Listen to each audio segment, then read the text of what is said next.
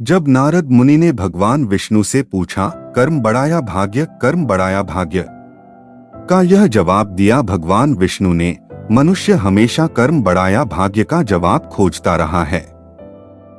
कुछ लोग मानते हैं कि बिना कर्म के कुछ नहीं हो सकता और कुछ मानते हैं कि जो होना है वह तो होकर रहेगा, भले ही कर्म करो या न करो। एक दिन यही सवाल नारद मुनि के मन में भी आया और वह भगवान विष्णु के पास जा पहुँचे। भगवान विष्णु को प्रणाम करके नारद मुनि ने कहा, भगवान, लगता है पृथ्वी पर आपका प्रभाव कम हो गया है। बुरे लोगों को बुरे काम का अच्छा फल मिल रहा है और अच्छे लोगों को अच्छे काम का बुरा फल मिल रहा है। ऐसा क्यों प्रभु? भगवान विष्णु ने दिया यह जवाब।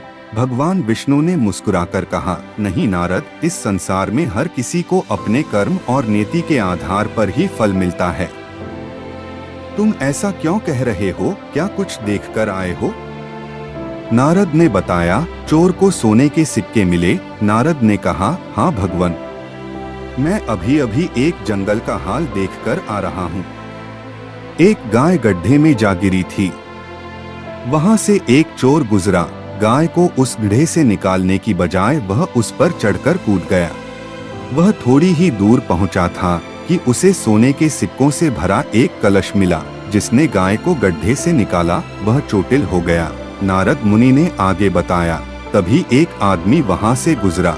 उसने गाय को गड्ढे से बाहर निकाला किसी तरह। जब वह गाय को गड्ढे से बाहर निकाल पाया तो कुछ कदम चलकर ही एक गड्ढे में गिर गया। उसे बहुत चोट आई प्रभु। नारद मुनि ने आगे कहा, प्रभु, इसका मतलब तो यही हुआ न कि पापी को धन संपत्ति मिली जबकि जिसने पुण्य किया उसके साथ बुरा हुआ। भगवान विष्णु ने तब बताया क्या था असल सच। नारद मुनि की बात सुनकर भगवान विष्णु मुस्कुराए और बोले, नारद, हर किसी को उसके काम और नीति के अनुसार ही फल मिला है। जिस चोर को आज सोने के सिक्कों से भरा कलश मिला उसके भाग्य में तो बहुत बड़ा खजाना था। चूंकि उसके कर्म अच्छे नहीं थे इसलिए उसे सिर्फ सिक्के मिले। वह व्यक्ति जिसको चोट आई उसकी नियति में आज मृत्यु लिखी थी। उसने पुण्य कर्म किए थे इसलिए सिर्फ चोट ही आई और उसकी जान बच गई। यह पूरा संसार कर्म और भाग्य की धुरी पर घूमता है। कोई भी इस चक्र से अलग नहीं हो सकता।